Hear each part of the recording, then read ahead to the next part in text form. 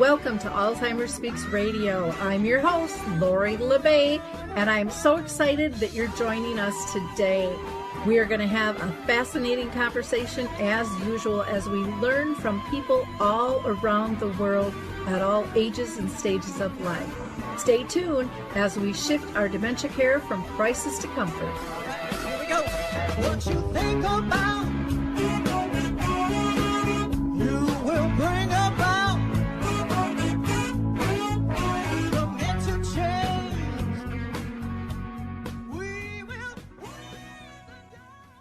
Well, hi, and welcome back to Alzheimer Speaks Radio. I'm your host, Lori La Bey, and I'm thrilled that you could be with us today. If you liked our opening song, it's called Clarion Call by the Mark Arneson Band, and you can download that on any of your favorite music apps.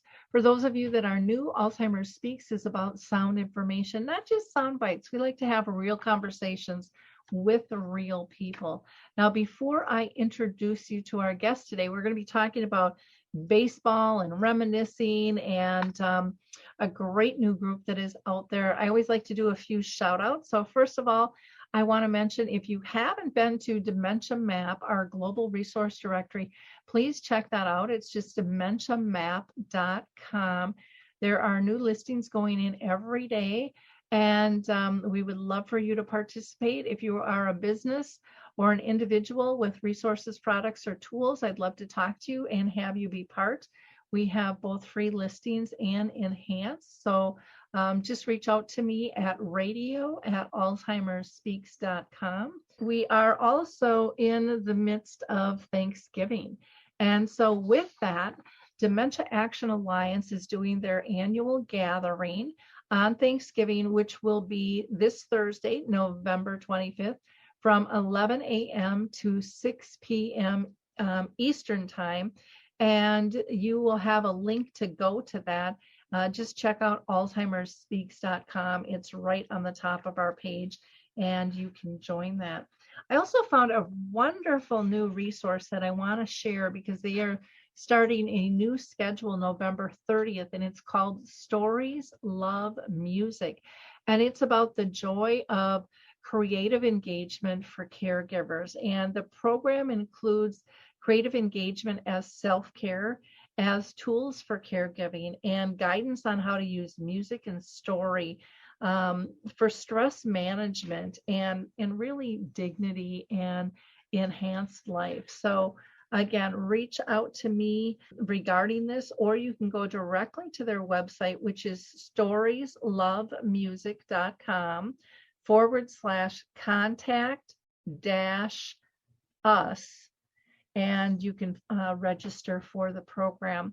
Also, I always like to mention Arthur's Memory Cafe. We do that virtually every second and fourth Wednesday of the month from 1 to about 2:30ish, and that is Central Time. Everyone is welcome, both people with dementia and their care partners. And then in person here in Minnesota, with the help of Brookdale North Oaks and the Shoreview Community Center, we do a Caregiver Connect, which is an in-person gathering the last Wednesday of each month from 11 to 9, and we'd love to have you participate in that. You can register at 763-913-6140. One more thing, and then we're going to hear from the Footbar Walker. But first, I want to tell you about Picnic Health. Picnic Health is a way that you can help research move forward when it comes to Alzheimer's disease. And it just takes minutes. You can do it from home. Go to picnichealth.com/speaks to sign up. And actually, you'll receive a $25 just for doing that.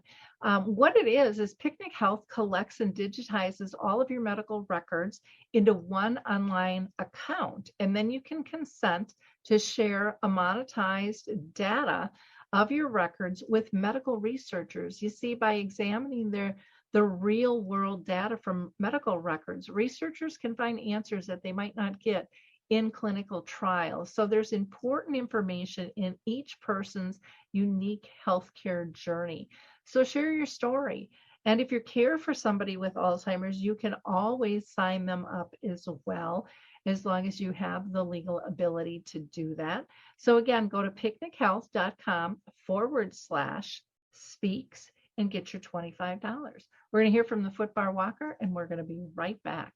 Introducing the life-changing Footbar Walker. I'm Peggy from Danville, Kentucky, and I'm 91 years old. The Footbar Walker revolutionized my care of George. It absolutely benefits the patient and the caregiver both, and that's the beauty of it. It's so easy to use. It folds up just like a dream. I got it in and out of the car without any effort at all. The saving that I made from having to put him in a nursing home came to about $192,000. Does someone you love use a walker? Do they struggle to get up from a seated position? Are you a caregiver dealing with physical pain and stress as you help your patient? The Footbar Walker was designed to assist not only the patient, but also the caregiver. Patients have more control standing up, and no lifting from the caregiver is required. See how it works at thefootbarwalker.com. That's thefootbarwalker.com. Peggy, would you recommend the Footbar Walker? Do I ever? I would not be in the health that I'm in today at this age had it not been for the Footbar Walker. Okay, it's time to introduce our guest today, and I am really excited because Jon and I have talked for some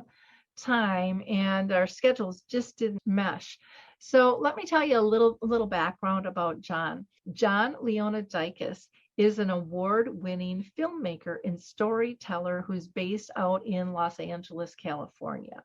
He is the chair for the Society of American Baseball Research for the Baseball Memories program, as well as a facilitator for two of their programs in Southern California. This is going to be a really interesting conversation. Well, Jon, I am so excited to have you with us today. So thank you for taking the time to be with us. I know you've been working on this project a long time. We've been in contact and you've been really busy. So again, thrilled that you're here with us today. I always like to first start out and ask if you've been touched in your own circle of family or friends by dementia at all. My mother-in-law was living in an assisted living community, and she had suffered some TIAs, some mini strokes, and she ended up in the memory care ward of that place. And that was my first introduction to the kind of life those people lead in those kinds of facilities. And this was an expensive place. This was 10 years ago. She was paying $5,000 a month to be there. And I was kind of shocked that there wasn't a lot for them to do. They were all kind of shoved in front of TVs waiting to die. Yeah. My mom has been gone since 2014, and the industry has changed a lot in many ways and not so much in others. And I think that whole TV as a babysitter still exists out there if communities want to admit it or not. And especially, I think now with COVID, when we've got staff shortages and things. So I'm really excited to talk about your Baseball Memories program. So why don't you tell us first, where did this come from? You know, where'd you get the idea? Well, it wasn't my idea to begin with. I was at a softball game and talked to a friend who had moved to Texas. And I said, "What are you up to?" And he said, our SABRE chapter, meaning the Society for American Baseball Research, there's 70 chapters around the world. We have about 6,500 members. He said, "Hey, we are using baseball as a means to connect with people who have Alzheimer's and dementia." I said, "That's a great idea." And I'm a storyteller in what I do as a filmmaker, and I thought that was a wonderful way to connect with people. And I got the permission from my chapter president here in Los Angeles to start to initiate that. And that's how I got involved, and that was in August of 2018. Wow. And, you know, when you said that, it's like, who would have thought there was multiple chapters and 6,500 people working with this? Do they have this for other sports, you know, like football and soccer and things like that too? The short answer is yes. This is called sports reminiscence therapy, and it really got started in 2009 in Scotland with a fellow that was a soccer historian, and he had a friend who had dementia, and he found he couldn't really connect with his friend until he took out some old pictures of soccer players from days gone by that people they rooted for in their childhood, and it acted as a trigger, and it just kind of mushroomed from there. So they now only use soccer, they use golf. There's a sport called shinty that's a lot like field hockey that is wildly popular, as well as cricket. So they're using other types of sports to connect with people in memory care. And so we just kind of took it a step further. and implemented baseball. Now, that got started in 2012. The St. Louis Cardinals, there was something called the Cardinal Reminiscence Baseball League, and they got that going in 2012. And then our chapter in the Austin area, the South Texas area, began their efforts in 2015. I love it. One of the things I think that has been missing so much, especially in communities, and I'm going to get kind of genderish here, but things for guys to do. And I know a lot of women watch the game, so don't hate me. But, a lot of the men have said, well, this is nice. You've got, poetry, and you've got the knitting, and you've got this kind of stuff. And, the guys, a lot of times they like their wood shop, and sometimes that can be a battle just with the equipment and the disease and stuff. So I love this idea. Plus, I love that it can engage all generations. So it's a nice way for families to be able to go, wow, I didn't know Grandma or Grandpa was really interested in that. Boy, they know a lot. I think those are like cool things to be able to connect. So why don't you tell us, how does the program itself work? How do people get involved? Well, the program uses baseball as a means to connect with people in memory care. We create community, friendships, and a field of dreams where all are welcome to share memories and experiences about stories about baseball and other things too. I mean, if the discussion leads to sort of talking about popular culture, the cars and the music of the 50s and 60s, that's fine. Job number one is to get folks talking and sharing.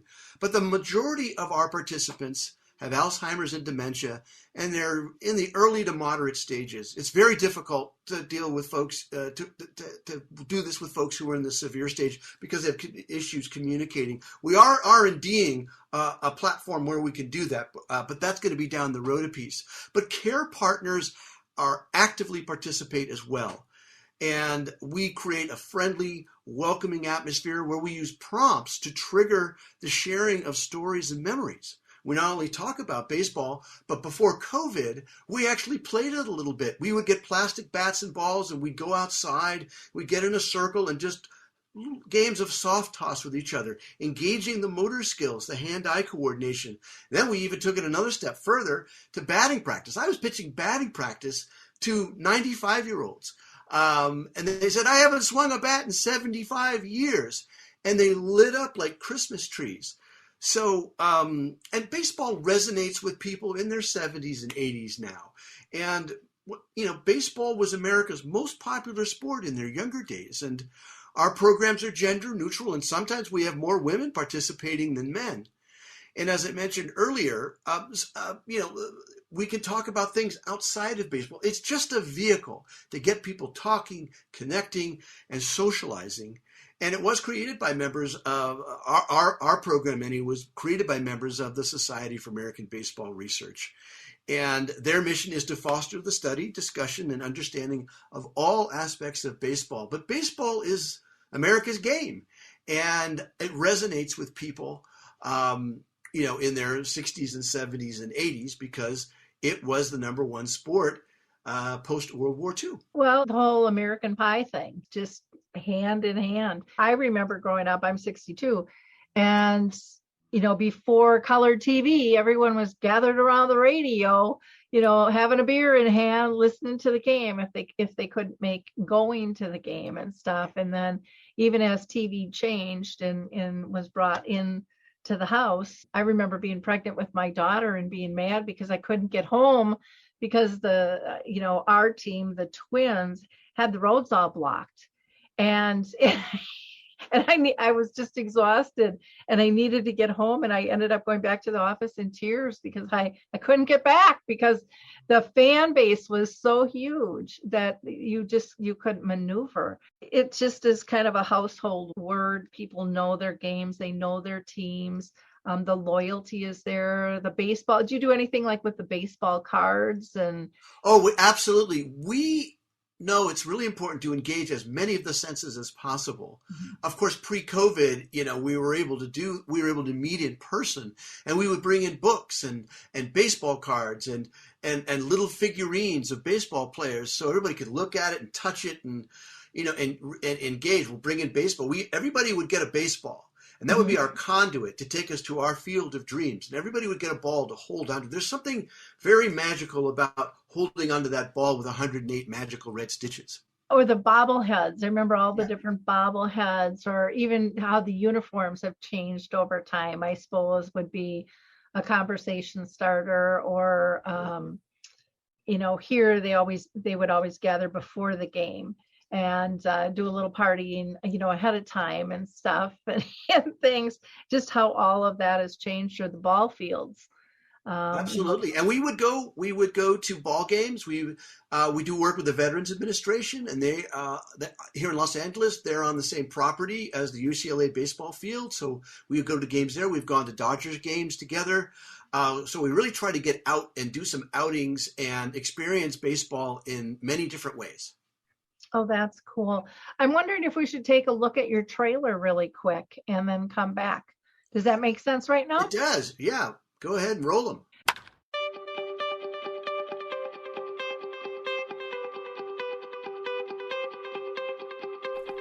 Sports has a unique way of bringing people together. It connects generations with shared experiences of our youth. And for those living with dementia, it has a profound power to trigger memories of the past. That power is being unleashed through innovative sports reminiscence programs created by members of SABRE, the Society for American Baseball Research. SABRE has been on the leading edge of baseball reminiscence programs with the goal of enhancing the quality of life for people with dementia, chronic health issues, or living in social isolation. Since 2015, we've partnered with Alzheimer's Texas, Alzheimer's Los Angeles, and the Veterans Administration to present over 200 sessions of engaging and interactive experiences for people living with dementia and their care partners. Our sessions range from meeting up to share stories, trivia quizzes, discussions on baseball history, going to ball games together, even taking batting practice with plastic balls and bats. SABRE supports baseball memories groups in Westchester County, New York, Cleveland, Central Texas, Los Angeles, and San Diego, and we're just getting started.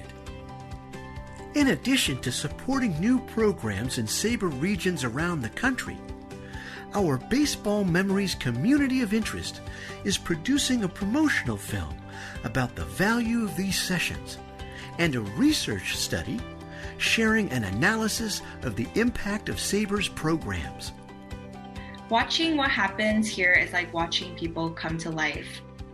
I saw Richard in my own eyes, the sparkle, the happiness, the smile.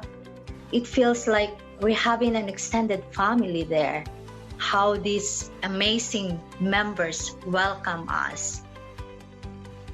I look forward to it every week to go there because everything was positive and talking about baseball.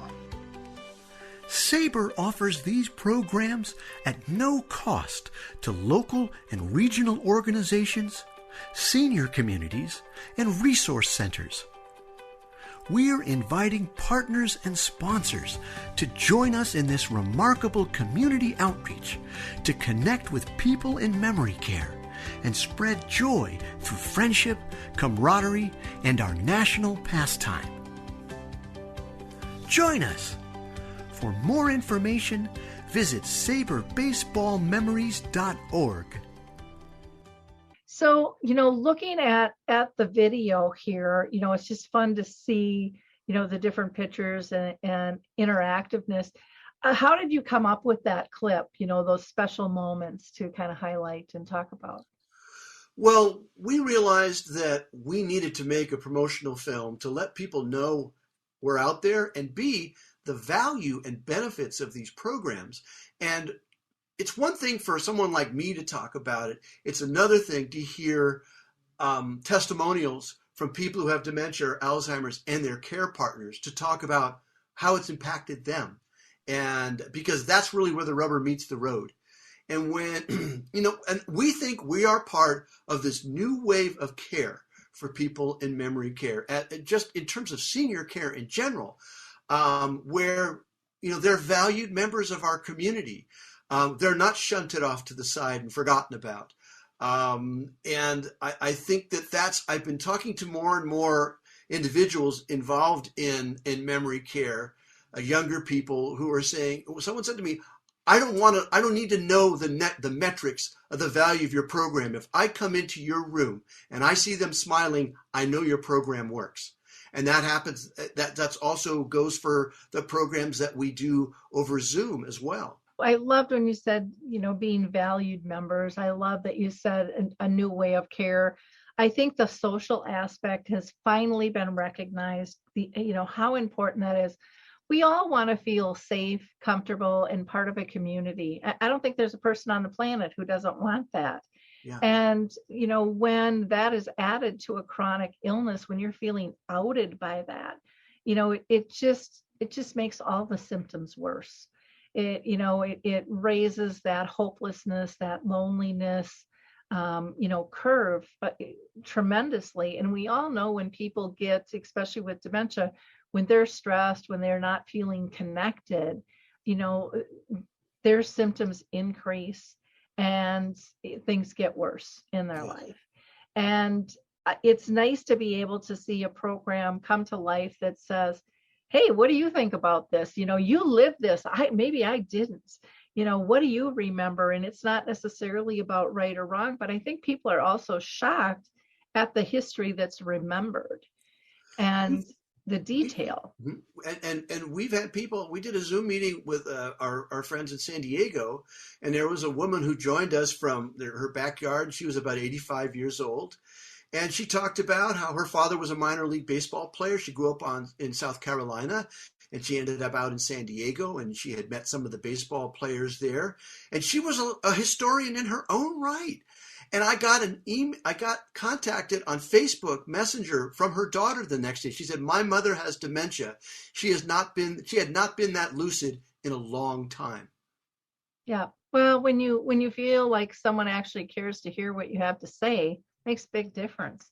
Absolutely. Makes a really, really big difference. And when you take the scary out and people know it's okay for them to speak, and maybe it's not perfect, but I think when any of us are passionate, we don't worry about being perfect anymore. We're just so excited about what it is we're doing. And I think your program draws that out. I also think it's wonderful for the care partners to be able to see this change. It gives them hope, and it gives them a little probably taste of what a lot of times people will say the person who was, because they haven't seen that for a while. And so they talk about that person many times in the past, and yet they're still there. It's just up to us to pull that out, to adapt and make changes and give them a comfortable atmosphere to participate in.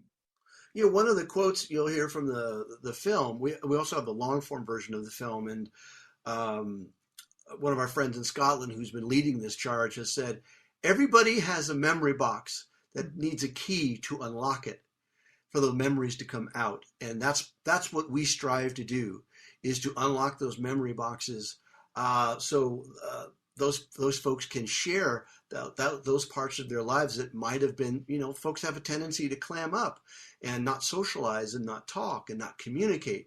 But if we can trigger something within them that makes them want to share in an organic fashion, that's a big piece of the success that we're experiencing. Well, and that's huge because, it might be where someone's looking at, what's someone's interest. Well, it's baseball. Well, I don't really care about baseball. So then that person doesn't want to go down that road to research it because they're not really even sure how to apply it or what to do. Your program is there for them just to join and to be part of. It takes the work out and amplifies the joy. And then you're with like-minded people that all are talking about baseball. I mean, that in itself is huge, that having that peer interaction, I think it is extremely important as well. And we fold music in. Every session we set it up like a baseball game, right? It's structure and familiarity. So we have the introduction of the players, that's all the people who attend, and then we sing the national anthem, just like they do at the ball game. And then 3/4 of the way through our program, we all sing "Take Me Out to the Ball Game," like it's time for the 7th inning stretch. And everybody knows the words to those songs. And it's just another component that we fold into the experience that people enjoy.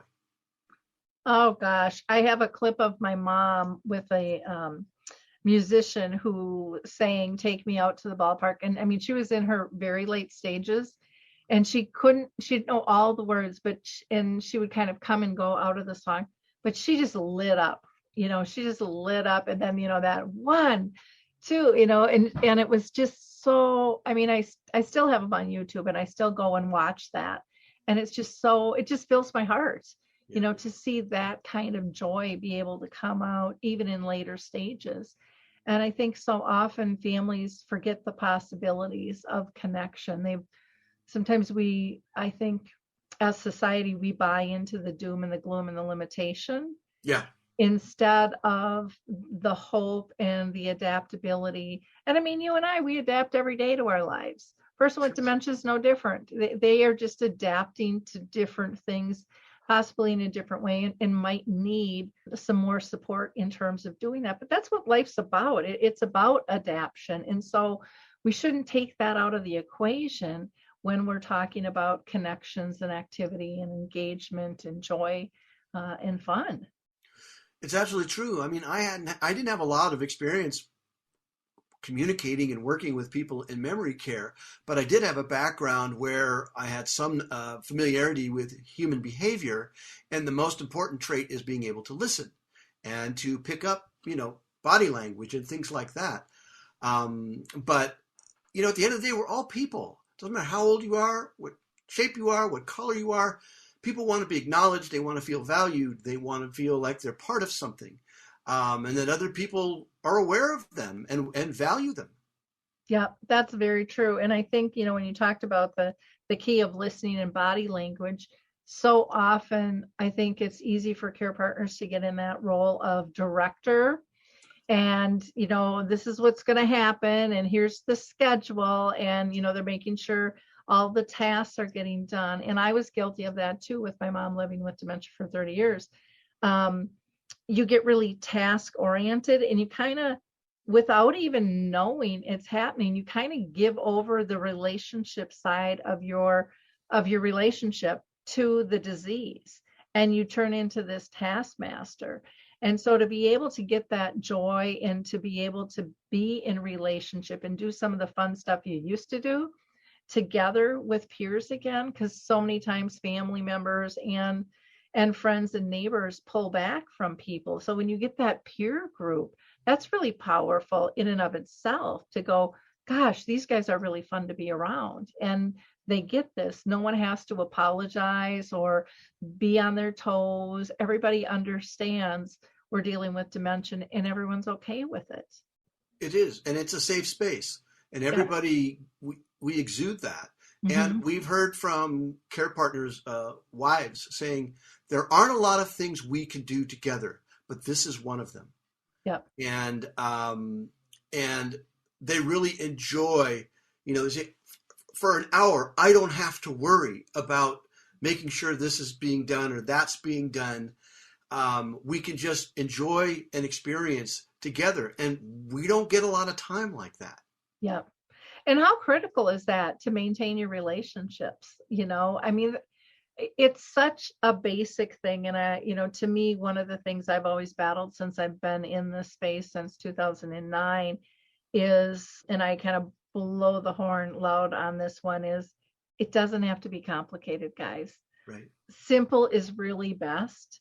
And, it's direct, and when it's complicated, it's scary, and then people think of failure, and they're not, it's not going to work, and And so I love that it's simple, it's organic. Dementia brings people together. It's kind of reminds me of a memory cafe in some ways, where I say, the disease brings people together, but you're not showing up. And you guys probably are a little bit more for the equipment, like I say, the bowling league or the card club. You're showing up for the camaraderie, Right. to be It's a able to big get part. to laugh again with people or get excited about something, or, yeah, I remember that, those are moments that melt your heart. I mean, and those memories are going to stick with you as a care partner, as a staff person, and as a person with dementia. They might not be able to recognize people's names, but they know this feels safe and it's comfortable and they have fun. Care partners have told us that my husband can't wait for the next one. He's always asking me, when are we going back to the baseball thing? When are we going back? And they'll also say that their moods are elevated after the session. Now, like all forms of therapy not all, but some forms of therapy for people in memory care, this is all very short term, right? But as any care partner will tell you, my goodness, to get an hour or a 2 or 3 hours where they're happy and excited and having fun is enormous. I can't even put a price tag on it, they'll tell me. Yeah. Well, and it allows them to let their stressors go and kind of walk into that box and go, I'm safe too. Yeah. I'm safe too, and I don't have to feel guilty because I'm not worried about medications or dinner or a doctor's appointment, but I can just be a human connecting with friends again. And that is such a missed factor. I want to ask, how has the program fared, since COVID? I mean, you used to, touch the balls and, do all those things and meet in person. And now I would imagine you're doing it virtually. Yeah, just about all of our programs are done virtually currently. And it exploded. Mm-hmm. What happened was we found that people didn't have to commute. So we got greater attendance, for our programs, which was marvelous.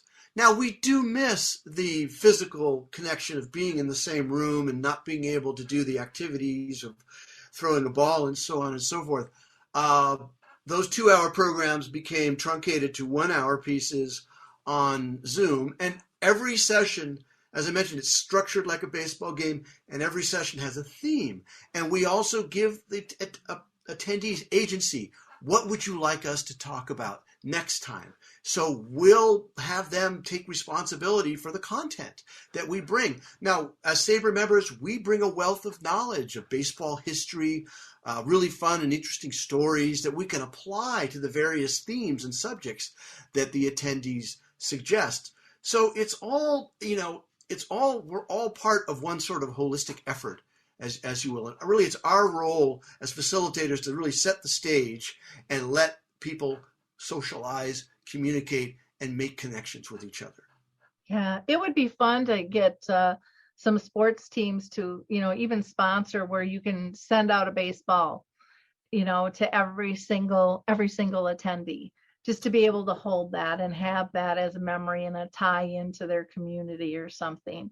We've done business. We've had pieces where the Los Angeles Dodgers, they provided Ron Say, the old third baseman. He was a special guest, and everybody got to talk to him and ask him questions. It was all over Zoom.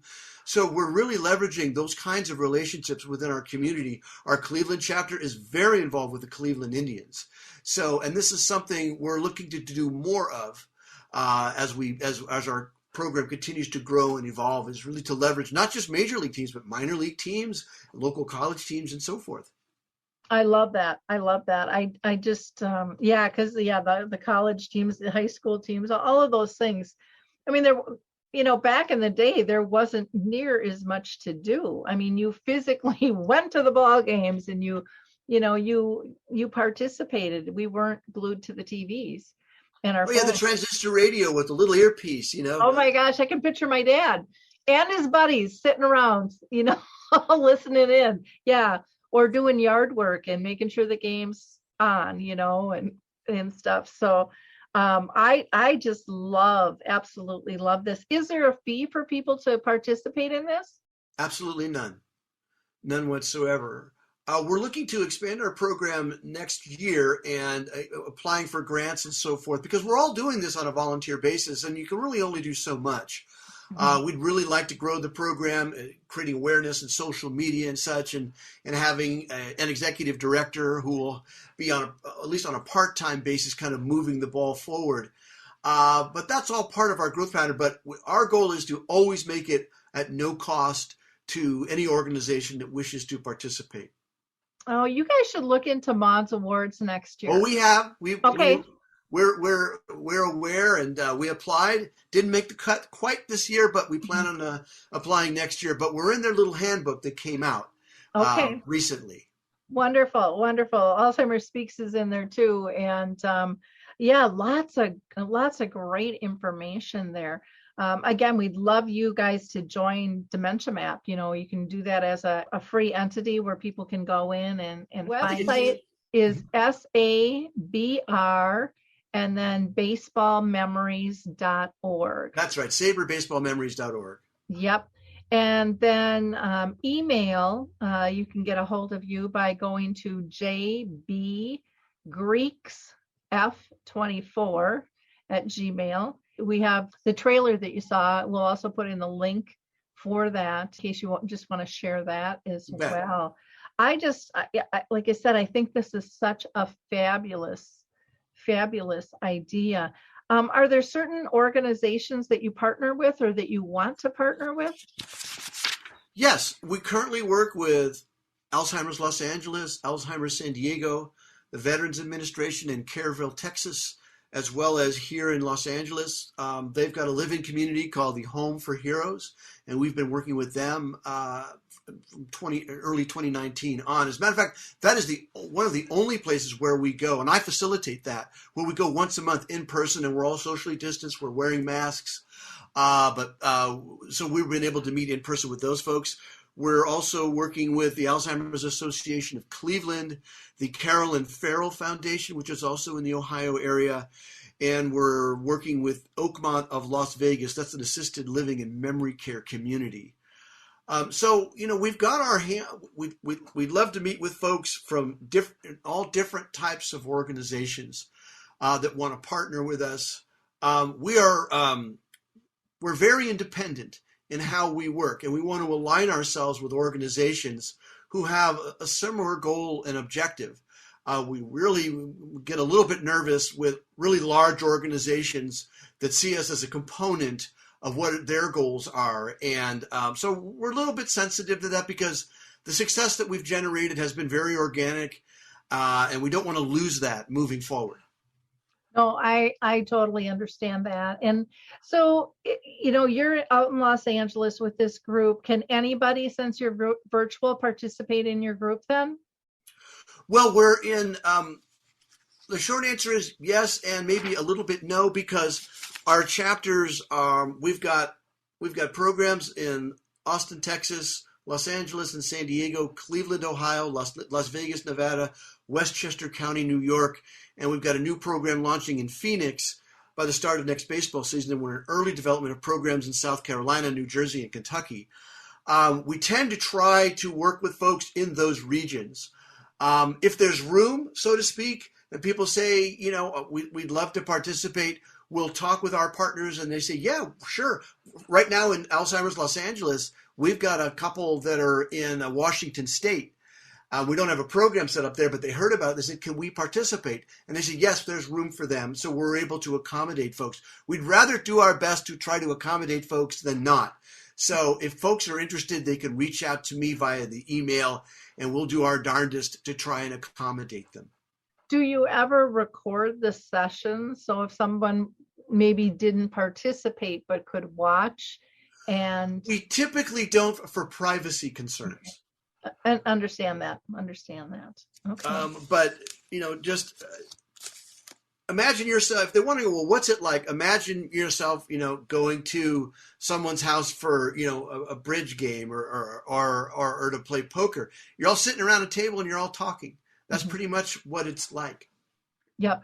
Yeah. And as you say, it's really about the camaraderie and bringing people together. And people say, well, what are the benefits of your program? Well, number one, it enhances socialization and quality of life. That's a big part of what we do, is really enhancing the quality of life who come and participate. We connect people who might feel isolated. It builds friendships and community. It increases self-esteem and life satisfaction. It decreases symptoms of depression. And it's a non-pharmacological method to alleviate behavioral symptoms. It improves cognition, communication, behavior, and moods. It maintains dignity and humanity of people. It provides relief to caregivers. And it promotes physical health when we're actually able to get together and pass a ball around and these kinds of things.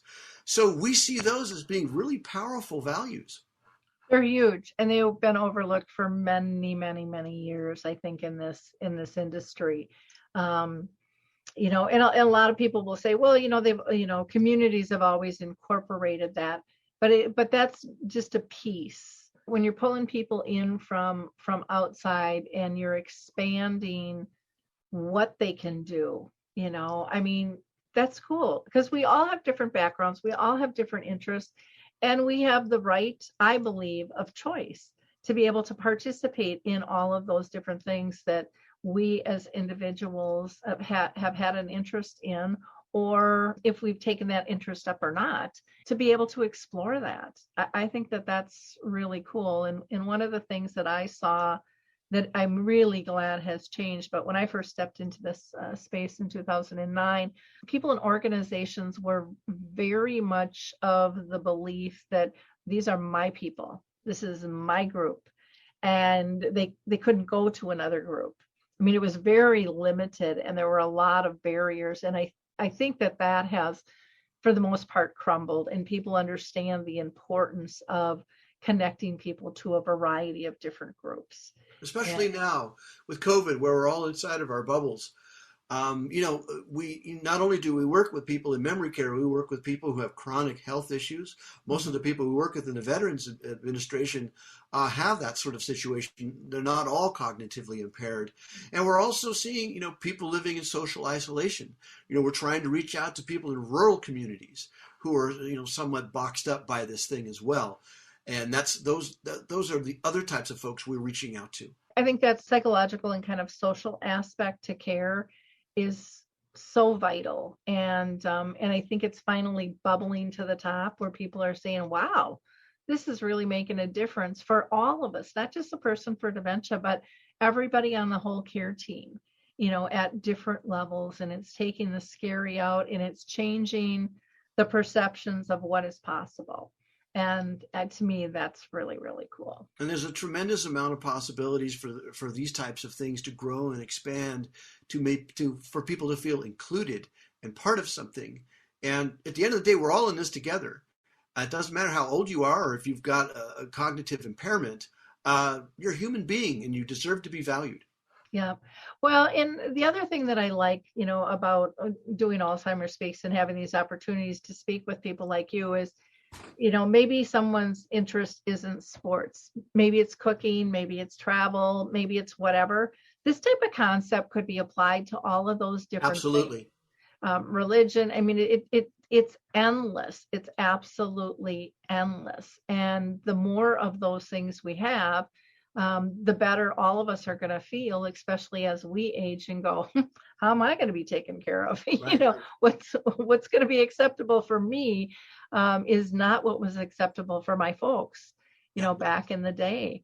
And so I love the creativity. I love the openness of what you're doing, and really applaud that for all of your groups. And I would encourage more of the teams to step into this with even a little bit more power, because I can't even imagine what a visit by the players means to these groups. I can just see them light up going, and having something to talk to that so-and-so, I got to talk to so-and-so today, I mean, that's pretty neat. And so many of them do volunteer things. And dementia is hitting a lot of our players in different sports elements as well. Or announcers, I would imagine, would be just as thrilling for them to run across as well. that would be again, like there's so many different types of opportunities that we have yet to explore, partially because, we're all stuck in here with COVID. We'd love to get back out there and into the field with everybody and really take this thing to the next level. But in the meantime, this is working very well with people, and people are enjoying, as you say, the camaraderie and the connection and the friendships. And like you said, your brand has expanded because of COVID, because a lot of people couldn't come because it was just too much work to gather. And so I think even as we, one of these days, hopefully get out of COVID, I'm in Minnesota and we are like really bad here right now with it. I think we're going to end up with a hybrid. We're going to be doing both. Yes. And we're already seeing that through our friends at Alzheimer's Los Angeles. When we get the coast is clear, we think we're going to do, once a month, we'll do everybody in person, and we'll probably also do everybody on Zoom because people just can't get around as easy. Yep. And I think that was a wonderful thing that was highlighted and the need met. Because a lot of people, they don't want to ask, or it makes them feel less than, well, if they can't participate, it's too much work, and they kind of feel like a Betty Downer, and they shouldn't, because we can't come up with options if we don't really know the true needs. And so it's really important for people to have honest conversations with us so that we can get creative and figure out how to meet those needs. So kudos to the Baseball Memories program. I love it. Again, people can go to SABR and then baseballmemories.org for more information. And, spread the word on this. I think this is really, really cool. Maybe we'll have some people listening that want to get involved in developing a chapter. How would do they just contact you to do something like that? Just reach out to me. We can kind of take it from there, because I say we have chapters all around the United States in various towns and cities. And, the idea is that we try to get someone from our SABR community to help facilitate and lead that in conjunction with a partner, whether it's a local chapter of the Alzheimer's Association, Veterans Administration, something like that. That partnership is very important. Well, Jon, anything that we missed that people need to know about the program? No, I think we've covered the base. I would encourage folks who are interested, please go to our website. Lots and lots of information there. And not only that, you can see the long form version of the trailer that you just aired here. It runs about 23 minutes, and you can take a much deeper dive into our programs and what it has to offer. And so I would encourage folks to definitely go to the website and take a deep dive. It's very rich with content. Well, fantastic. Thank you again so much for your time and all of your effort, for everybody on the team that's bringing these forward. Again, I just think it's absolutely fabulous. So thank you so much, Jon. Thank you so much for having me and our friends from SABR here. We appreciate getting the time and having a chance to meet with your listeners. For our listeners, again, you can always reach out to me at radio@alzheimerspeaks.com, or just go to alzheimerspeaks.com. Have a fabulous week, and we'll talk with you soon. Thank you.